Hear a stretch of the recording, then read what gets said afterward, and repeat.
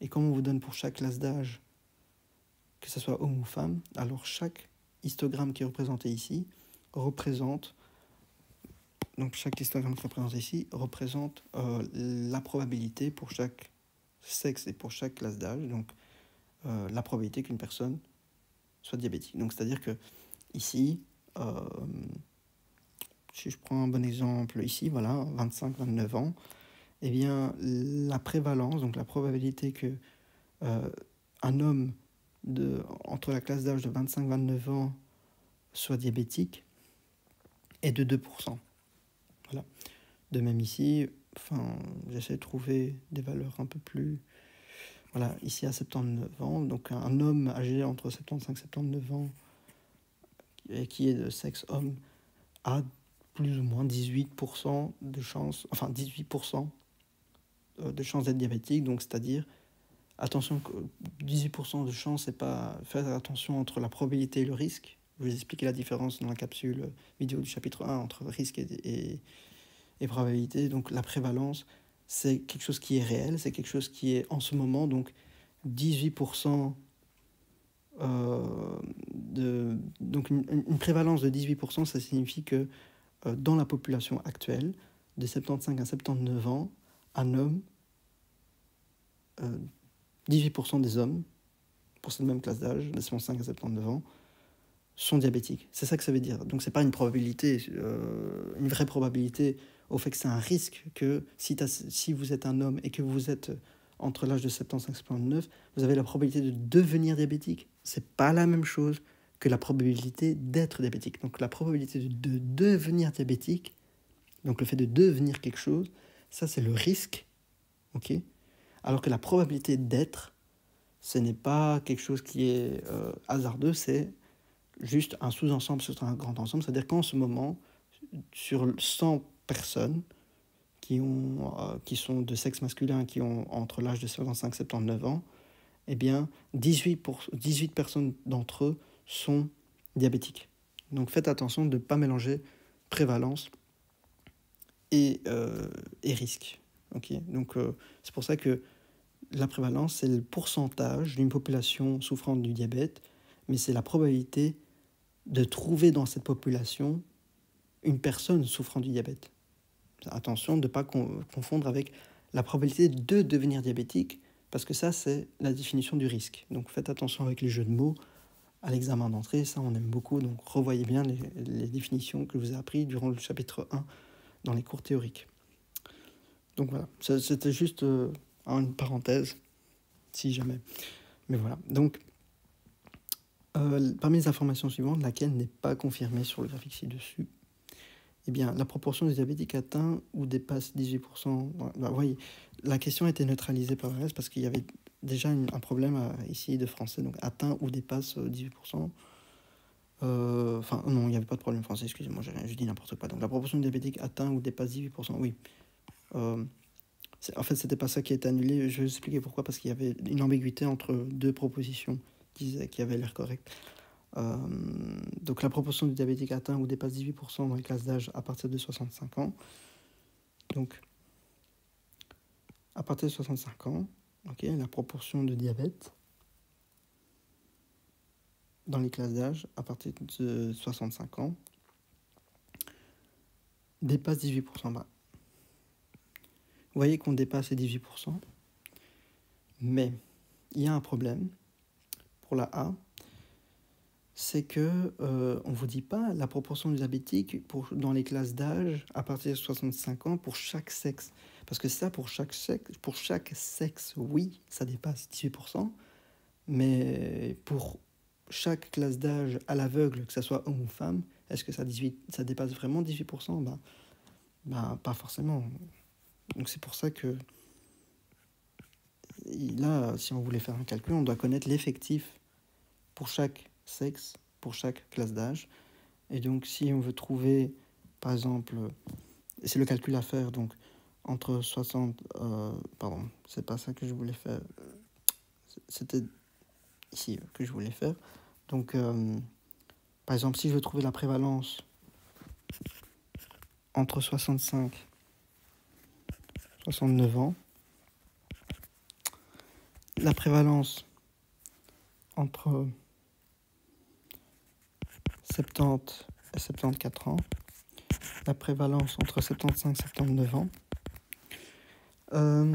eh bien, la prévalence, eh bien, c'est la prévalence d'hommes pour cette même classe d'âge fois l'effectif d'hommes pour cette même classe d'âge, plus la prévalence de femmes pour cette même classe d'âge, fois l'effectif de femmes pour cette même classe d'âge, divisé par l'effectif d'hommes plus l'effectif de femmes qui ont entre 65 et 69 ans. Ici, c'est la même formule. C'est juste que les valeurs changent pour les prévalences et l'effectif. Vous voyez que d'une classe à un autre, les effectifs ne sont pas identiques, donc le dénominateur n'est pas identique. Et en plus, les prévalences, voilà, en termes de nombre, le numérateur change. Attention, c'est pas prévalence que je voulais dire, c'était la quantité. Donc, qu'est-ce que je raconte Non, pardon, ce que je dis, c'est bon. Mais non, pardon, c'est ça, je ne sais pas pourquoi j'hésitais. Donc la prévalence entre 65 et 69 ans, c'est ça. Et alors la prévalence de 70 à 74 ans, c'est la prévalence d'hommes de 70 à 74 ans fois l'effectif d'hommes de 70 à 74 ans plus la prévalence de femmes de 70 à 74 ans. Donc quand je parle de prévalence, sans préciser de quoi je parle de la prévalence de diabète. Hein, ok, comme ça on est bien sûr de se comprendre. Donc la prévalence de femmes diabétiques de 70 à 74 ans fois l'effectif de femmes total de 70 à 74 ans. Le tout divisé par l'effectif total des deux sexes pour cette classe d'âge entre 70 et 74 ans. Et alors pour la prévalence de 75 et 79 ans, c'est la prévalence d'hommes diabétiques pour cette classe d'âge entre 75 et 79 ans fois l'effectif d'hommes pour cette classe d'âge de 75 et 79 ans plus la prévalence de femmes diabétiques de 75 à 79 ans fois l'effectif de femmes ayant l'âge de 75-79 ans divisé par la somme d'individus, donc d'hommes et de femmes ayant l'âge de 75-79 ans. Si, en faisant le calcul, chaque élément, chaque prévalence dépasse 18% ou égale 18%, alors la proposition est vraie. Mais le problème, c'est qu'on ne connaît pas l'effectif pour chaque classe d'âge. Et si je ne connais pas l'effectif pour chaque classe d'âge, la prévalence pour chaque classe d'âge, globalement, est incalculable.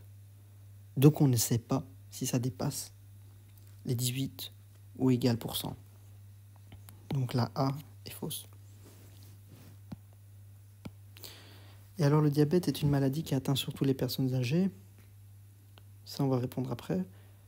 La prévalence du diabète est plus forte chez l'homme et que chez la femme dans les tranches d'âge allant à 70 ans. Donc la prévalence est plus forte. Donc déjà pour la prévalence de diabète plus forte chez l'homme que chez la femme. Oui, donc jusqu'à 70 ans. Donc, ah oui, pardon. Donc, n'est pas confirmée, excusez-moi. Donc la A, c'est pas qu'elle est fausse, c'est justement, n'est pas confirmée, elle n'est pas confirmée par le graphique, donc la A est juste, oui, excusez-moi, j'avais pas lu ça, donc n'est pas confirmée, donc la A ne confirme pas ce qui est dit dans le graphique, donc la A est la bonne réponse. Et alors, le diabète la prévalence du diabète est plus forte chez l'homme que chez la femme dans les tranches d'âge jusqu'à 70 ans. Donc est-ce que l'histogramme bleu foncé est plus grand que l'histogramme bleu clair jusqu'à 70 ans? Donc jusqu'à 69, ici.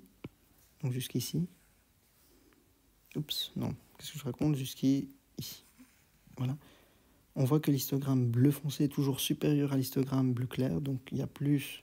La prévalence est toujours supérieure chez l'homme que chez la femme. Donc oui, c'est déductible. Donc à éliminer.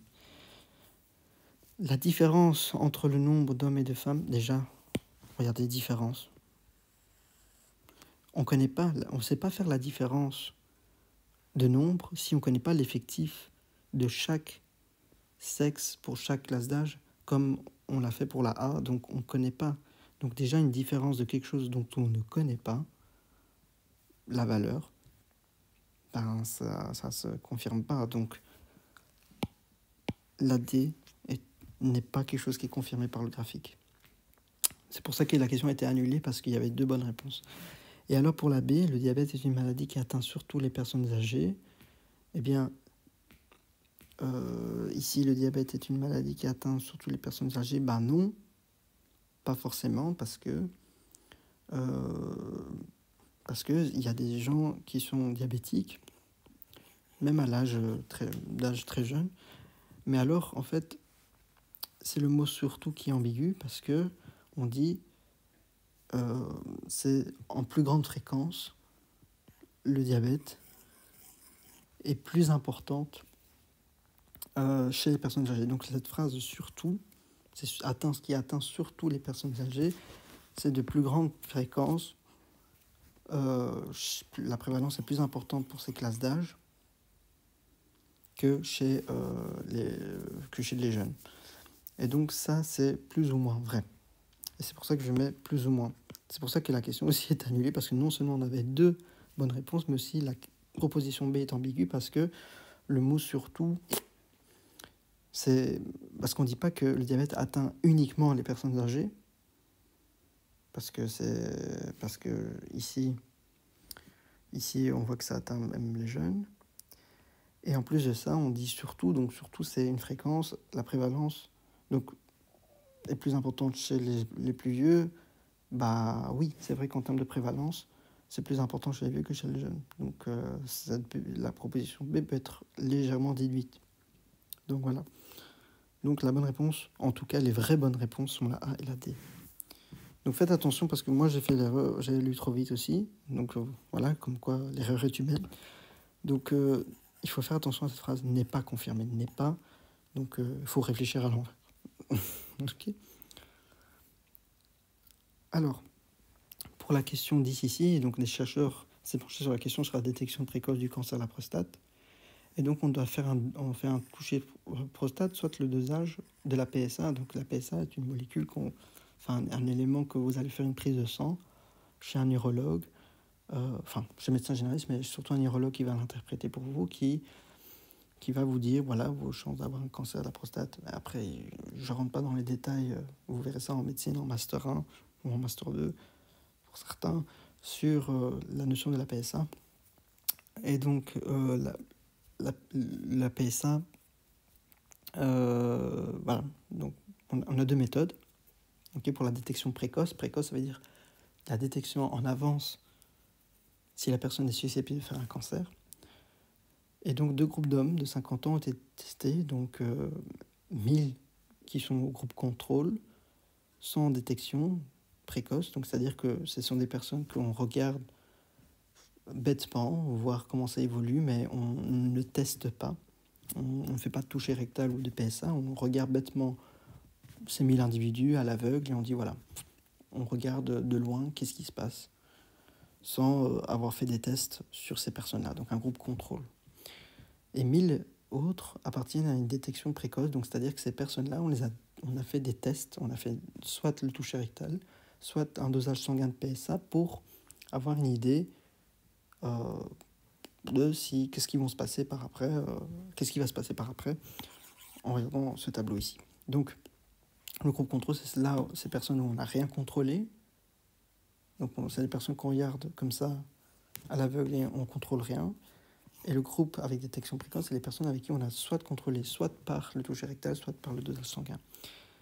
Et alors, on voit que le nombre d'hommes décédés par un cancer de la prostate est de 7. Le nombre décédés par n'importe quelle autre cause en dehors du cancer de la prostate, c'est de 110.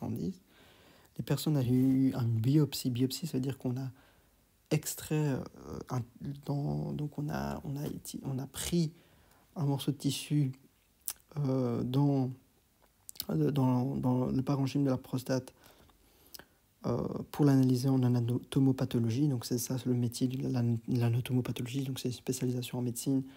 Je crois que c'est 11 ans d'études, donc c'est des personnes qui travaillent en laboratoire, qui analysent les tissus et qui diagnostiquent les maladies, qui travaillent avec le chirurgien et l'urologue, etc. Donc bref, on a analysé une biopsie, donc c'est-à-dire qu'on a extrait le tissu et on l'a analysé pour diagnostiquer concrètement si la personne avait euh, euh, donc le cancer de la prostate. Et donc, ayant une biopsie faussement positive, ça veut dire quoi? C'est-à-dire que dans la détection par le dosage sanguin ou la prostate, eh bien, on a vu que la personne, peut-être qu'au toucher rectal, elle avait des anomalies. On a senti quelque chose qui fait que on suspectait une difformité au toucher rectal. Enfin, par toucher rectal, on touche la prostate, comme ça, vous savez, donc on rentre par le derrière. Et on a, voilà, par l'expérience, par certains touchés, on peut savoir que voilà, il y a quelque chose qui n'est pas dans la normale, donc on suspecte que cette anormalité était un cancer. Ou soit par dosage sanguin, si la PSA est tellement élevée et que entre deux périodes, entre deux dosages, on voit qu'il y a une évolution au fait que la PSA est inquiétante, qui dépasse la normale, bien, on suspecte aussi qu'il y a des risques de cancer. Donc, quand on dit faussement positif, ça veut dire que à la prostate, il y avait une anomalie et que au PSA, au dosage sanguin, il y avait une anomalie. Donc, voilà, ça avait été positif. Donc, en termes positifs, il est positif avoir un cancer, positif au fait que les résultats démontrent une anomalie, mais par la biopsie, on a démontré que la prostate était normale. Donc ça veut dire que c'est un faux positif. Donc c'est un faux diagnostic de la personne, si la personne avait un cancer. Donc la personne n'avait pas de cancer, malgré qu'elle avait des anomalies aux méthodes de détection. Alors, un homme ayant eu une biopsie faussement positive et une intervention inutile pour le cancer de la prostate, ça veut dire quoi? Ça veut dire que la personne, non seulement elle avait une anomalie à la prostate au toucher rectal et un dosage sanguin anormal, et donc on a suspecté qu'il avait un cancer, et donc on a opéré pour rien, on a retiré sa prostate, ou on a opéré pour rien, alors que lors de l'opération, lorsqu'on on a pris la prostate et on l'a emmenée en laboratoire pour voir si c'était cancéreux, ça se trouvait, c'était pas un cancer, c'était peut-être autre chose, une hypertrophie de la prostate, etc. Donc, c'était pas un cancer. Donc, on a opéré inutilement. Donc, non seulement les méthodes de détection ont montré que, par erreur, que l'individu avait un cancer et qu'en fait, en réalité, elle n'en avait pas. Donc, si vous voulez, les détections sont des méthodes qui ne sont pas sûres à 100%. Il y a toujours des faux positifs. Alors que la biopsie, c'est quelque chose qui concrétise à 200% par un anatomopathologiste si la personne avait vraiment un cancer. Donc la biopsie, c'est quelque chose qui confirme, alors que toucher la prostate et le dosage sanguin, c'est pas quelque chose qui est fiable à 100%. Il y a toujours des risques de se tromper dans le diagnostic. Donc c'est ça que ça veut dire. Et alors les autres hommes, c'est-à-dire les personnes qui n'ont eu aucun problème. Donc pourquoi je prends la peine d'expliquer tout ça? Parce que c'est une question pas facile, parce que si vous n'avez pas de culture générale, qu'est-ce qu'une PSA, qu'est-ce qu'une prostate, et voilà, c'est difficile d'interpréter et de comprendre. Qu'est-ce qu'on vous demandait? Donc, quelles sont les conclusions que l'on peut tirer d'un texte ou du tableau ci-dessus? 7 personnes sont décédées malgré la détection précoce du cancer de la prostate, mais 20 personnes ont été sauvées grâce à cette détection. 7 personnes sont décédées malgré la détection, ça a l'air d'être vrai. Mais 20 personnes ont été sauvées. Non. 20 personnes, justement, ont eu quelque chose qui était complètement faux par la détection, parce que c'était pas un cancer. C'était inutile, c'était un faux cancer. C'était pas du tout un cancer. Donc, ils n'ont pas été sauvés. Ils ont été justement peut-être amputés de la prostate inutilement. Donc, non. La détection précoce du cancer ne semble pas utile. Ça, on va répondre par l'élimination, parce que ça, je sais pas dire encore, mais en tout cas, à première vue, on voit qu'il y a trop de personnes qui avaient des résultats totalement faux ici, alors qu'ici, on est carrément néant. Donc, c'est-à-dire que les personnes qui n'ont pas fait de détection n'avaient rien. Donc, voilà, déjà, on voit qu'il y a un nombre trop important de personnes qui avaient fait des détections précoces, et donc, on a eu beaucoup de faux positifs, donc c'est pas utile.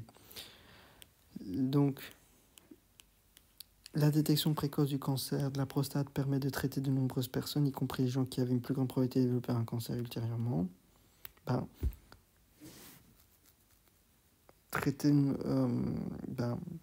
pas tellement, parce que regardez, entre le nombre de personnes qui sont mortes d'un cancer, la prostate, et qui sont morts pour autre chose, on voit que c'est plus des gens qui sont morts d'autre chose que de la prostate. Donc la détection précoce, voilà. Donc ça n'a pas permis de traiter pour la prostate. Donc voilà, il n'y avait pas une plus grande prise en charge, justement. C'était pour autre chose, qui sont morts, pas de la prostate. Donc la C est fausse. Et pour la D, il faut commencer la détection précoce avant l'âge de 50 ans. Ben non, justement, il n'y a rien qui indique qu'il faut le faire avant, ni dans l'énoncé, ni dans le tableau. Ben, la D, non. Ben, par élimination, c'est la B. Et donc par la B, on comprend que vous voyez qu'il y a plus d'éléments qui sont totalement faux que de vrais. Donc on voit que faussement positif, vous voyez que déjà on a trop de faux.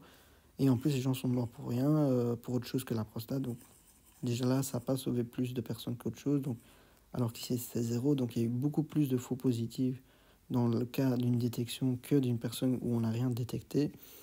Donc on voit que ça a l'air d'être pas trop utile. Donc c'est la B qui est la bonne réponse. Juste un mot là-dessus en termes de culture générale, en dehors du raisonnement, mais juste pour votre connaissance médicale. En fait, quand vous serez médecin, quand vous allez proposer le dosage de la PSA, on propose ça à des personnes qui sont plus de 50 ans. Par contre, les personnes qui ont des ethnies d'origine noire, apparemment, statistiquement, ont plus de chances d'avoir un cancer à la prostate très, très précocement, 30 ans, 40 ans. Donc voilà, on demande à des personnes d'ethnie noire de faire un PSA un peu plus tôt que la normale, mais bon, voilà. Et donc les personnes qui ont plus de 50 ans, on le demande, mais alors on ne le demande pas systématiquement, c'est pas une obligation. On le fait que si on a des doutes et si les personnes ont des antécédents ou des facteurs de risque comme fumer, ou etc. etc. Donc voilà. Et alors, il faut savoir qu'on doit absolument informer le patient qu'il y a des risques de faux positifs. Parce que si ça se trouve, même si on fait un dosage de la PSA ou un toucher rectal qui se démontre anormal, ça peut être une source d'inquiétude inutile parce que voilà, on peut avoir beaucoup de cas de patients qui, malgré que les tests précoces sont positifs, ben, si ça se trouve, la personne n'a pas du tout un cancer de prostate, mais il a une hypertrophie de la prostate qui est physiologiquement normale chez une personne qui vieillit avec le temps. Donc parce qu'avec le temps, quand vous allez un peu vieillir, ben, la prostate va s'hypertrophier et donc ça va faire un peu plus de mitose, etc. Et donc ça produit un peu plus la molécule de PSA. Et alors, comme ça grandit, ben, au toucher rectal, on sent une masse. Et donc on croit que ça a gonflé peut-être parce qu'il y a un cancer qui est en train de s'expandre, alors que non, c'est juste que c'est une hypertrophie. Et que en fait, à la longue, ça augmente de taille, ça produit plus de PSA. Et donc c'est physiologiquement normal et c'est pas un cancer. Donc c'est pour ça que quand on fait la détection précoce de la prostate, on doit toujours dire aux patients, faites attention, c'est pas parce que les résultats sont anormaux dans la détection que forcément vous avez un cancer. C'est pour ça que lorsque vous allez consulter votre patient, vous allez voir ces analyses de données de la PSA et du toucher rectal. Vous faites un premier test, puis vous attendez quelques mois plus tard, vous refaites un second test et vous voyez l'évolution, si la PSA a augmenté de manière explosive entre les deux essais du dosage. Ça peut suspecter que c'est un cancer, mais pas à 100%. Ça peut être peut-être pas du tout. Et ça n'a peut-être rien à voir. Et donc, c'est pour ça que pour diminuer l'anxiété de votre patient, informez bien que les détections de la PSA, c'est pas quelque chose qui confirme que vous avez un cancer, que le patient a un cancer. Donc, il faut bien informer qu'il y a des risques au fait de la prise en charge qui peut être inutile, comme une biopsie inutile. Parce que biopsier quelqu'un carrément, c'est l'ouvrir et tout ça, arracher la prostate un morceau et regarder s'il a vraiment un cancer parce qu'on suspecte des détections qui dispositifs à ce cancer, ben, si ça se trouve, on a fait une intervention pour rien. Et donc, en termes de risque-bénéfice, on peut faire une infection inutile au patient pour une biopsie, donc, alors qu'il n'avait pas du tout une prostate et il ne fallait pas la toucher. Donc, voilà. Donc, c'est pour ça que dans votre métier, faites attention. C'est pas, tout n'est pas noir, tout n'est pas blanc, tout est un peu gris. Donc, c'est juste une prise en charge du patient sur votre décision. Donc, voilà, c'est juste comme ça. Pour vous dire ça, quand vous serez en 4e année de médecine, voilà. Parce que je suis étudiant en médecine, donc voilà, ça me fait plaisir de partager un peu mes passions avec vous. Voilà, pour la question 15, ça a été donné. Et alors, notre dernière question. Donc, voilà. Le virus X de la famille des virus herpès cause des infections latentes. Donc, infection latente, ça veut dire une infection qui se manifeste pas par des symptômes. C'est quelque chose qui est... On parle d'une infection qui s'endort. Donc, il reste dans le corps et il ne se manifeste pas forcément. Donc, ça veut dire que vous pouvez avoir la maladie sans que ça se manifeste symptomatiquement. Donc, voilà. Et le plus connu, c'est l'herpès. Donc, il y a parfois des moments d'exacerbation ou de poussée d'herpès. Si la plupart d'entre vous connaissent ou ont la maladie d'herpès simplex, donc ils savent que voilà, ça manifeste par des moments va-et-vient. Et donc l'herpès, pour savoir, ça dort dans vos nerfs, donc ils vont se cacher dans les ganglions nerveux. Et alors parfois il y a des périodes alors c'est encore mal connu aujourd'hui, mais c'est suite à un moment de stress ou d'anxiété ou de plusieurs facteurs externes, il y a ce virus d'herpès qui à la base est endormi, va ressortir, va ressurgir à la surface et donc vont donner des symptômes. Mais donc l'herpès, une fois que vous l'avez attrapé, c'est à vie et il dorment dans vos nerfs et dans les ganglions nerveux. Donc on ne peut pas s'en débarrasser parce que si on commence à toucher vos nerfs pour s'en débarrasser, vous voyez les catastrophes que ça peut engendrer. Donc voilà, pour votre culture générale. Bref, l'infection se maintient donc pendant la vie entière, donc voilà, malgré la réponse immunitaire. Et donc, le tableau ci-dessous montre la prévalence d'une infection par le virus, donc une proportion de personnes infectées dans la population. Donc, c'est la probabilité de trouver dans la population une personne qui est atteinte de l'herpès. Et donc, on étudie l'ensemble de la population d'un PIP qui est exprimé en pourcents, une population totale par tranche d'âge considérée. Donc, quelle est la prévalence de la population dans le groupe d'âge entre 0 et 24 ? C'est très facile.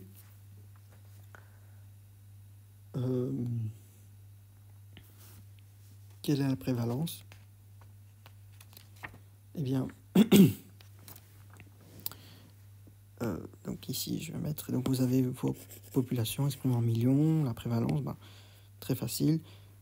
La prévalence entre 0 et 24, eh bien, c'est le nombre de personnes qui ont l'herpès entre 0 et 14 ans,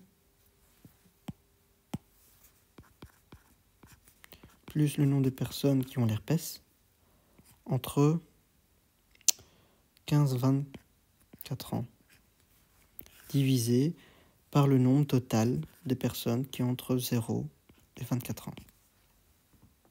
C'est comme ça qu'il faut calculer. Donc, en gros, j'efface tout pour avoir de la place. Donc, la prévalence d'avoir l'herpès entre 0 et 24 ans, eh bien, c'est la prévalence d'avoir l'herpès entre 0 et 14 ans fois 20 millions. Ok.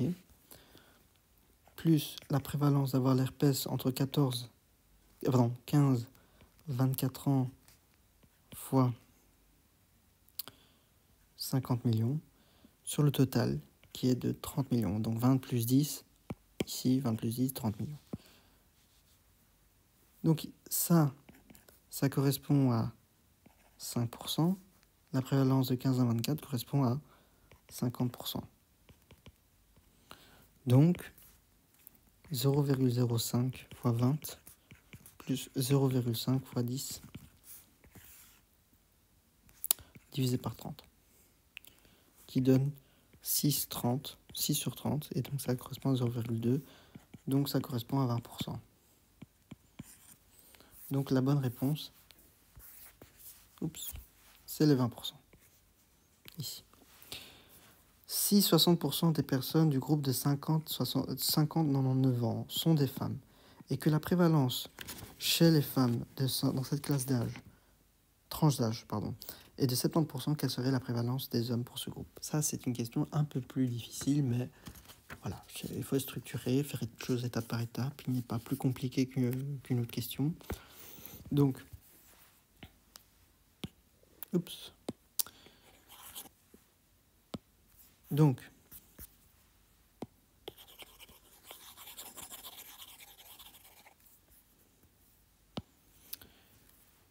on vous dit que pour cette classe d'âge entre 50 et 99 ans, il y a 15 millions.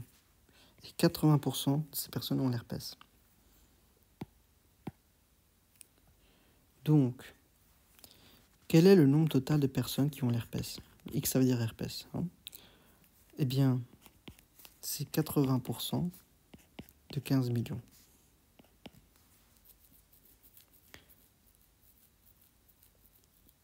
Et donc, 0,8 fois 15, c'est 12 millions. Donc, il y a 12 millions de personnes dans cette classe d'âge entre 50 et 99 ans qui ont l'herpès. On garde ça en tête. Maintenant, on vous dit que 60% des personnes de cette classe d'âge, donc 60% des 15 millions, sont des femmes. Donc, le nombre de femmes totales pour cette classe d'âge, c'est 60% de 15 millions. Ce qui correspond forcément à 9 millions. Et vous pouvez déduire déjà que le nombre d'hommes total pour cette même classe d'âge entre 50 et 99 ans, c'est 40%. Si c'est 60%, l'office que le contraire, c'est 40%. 40% de 15 millions, donc 15 millions moins 9, c'est égal à 6 millions. Donc il y a 6 millions d'hommes dans la population totale entre cette classe d'âge de 50 et 99 ans. On vous dit que 70% des femmes dans cette classe d'âge ont l'herpès. Donc, ce qu'il faut savoir, c'est que 70% des femmes qui ont l'herpès, donc X veut dire herpès, fois le nombre de femmes total, donc c'est-à-dire 0,7 fois 9, est égal à 6,3. Donc il y a 6,3 femmes dans cette classe d'âge, 50-99 ans, qui ont l'herpès. Maintenant que je sais ça, et que je sais que le nombre total de personnes qui ont l'herpès correspond, pour cette classe d'âge entre 50 et 99 ans, au nombre de femmes qui ont l'herpès et le nombre d'hommes qui ont l'herpès, et comme je connais à la fois cette valeur-là, qui est 6,3 millions, et à la fois le nombre total de personnes qui ont l'herpès, il faut juste isoler. Le nombre d'hommes qui ont l'herpès correspond à 12 moins 6,3. Et donc, ça correspond à 5,7 millions. Et or, une chose à savoir, c'est que le nombre d'hommes qui ont l'herpès est égal à la prévalence d'un homme d'avoir l'herpès dans cette classe d'âge entre 50 et 99 ans fois le nombre d'hommes total de la population. Et ça, je vais mettre une autre couleur ici.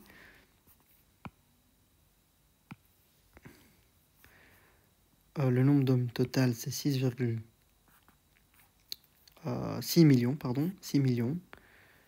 Alors que les 5,7 millions, je le connais ici.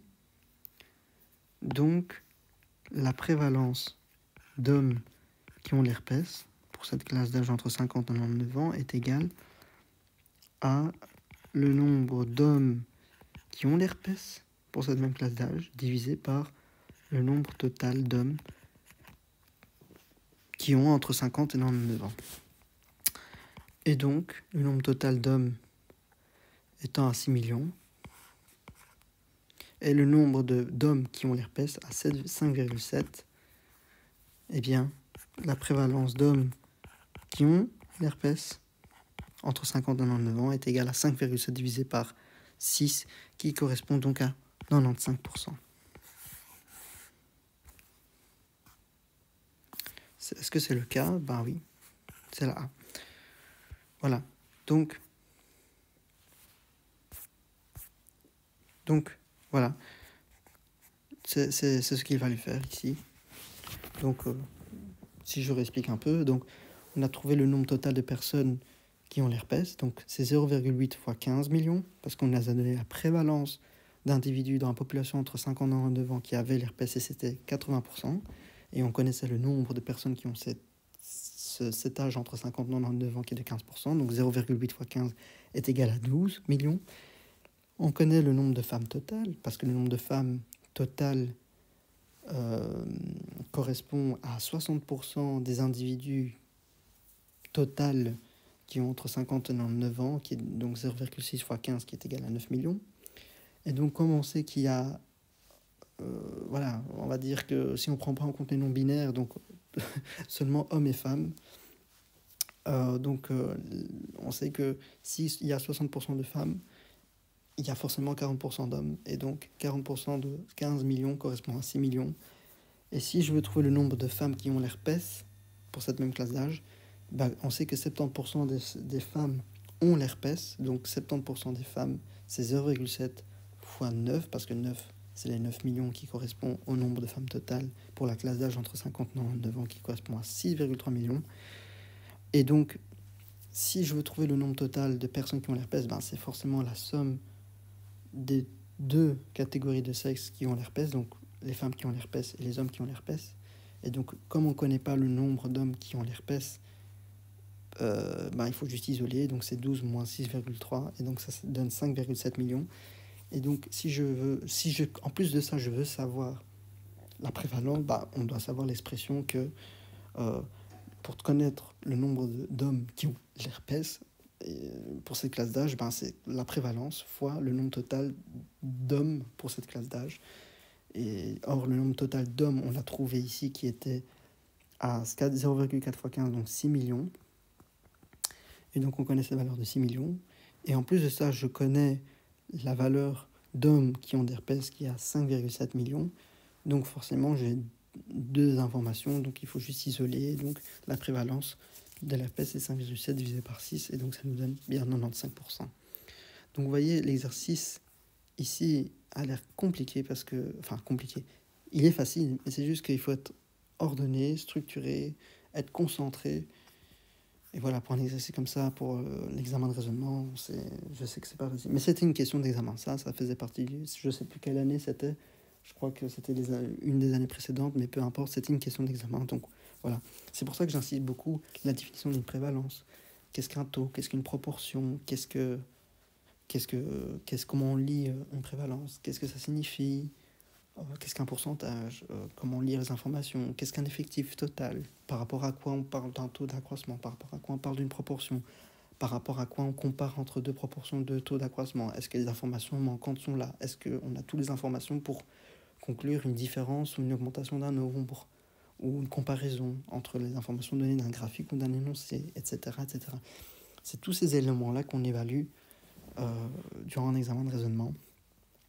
Et donc voilà. Donc normalement, comme j'ai dit, faites beaucoup d'exercices, entraînez-vous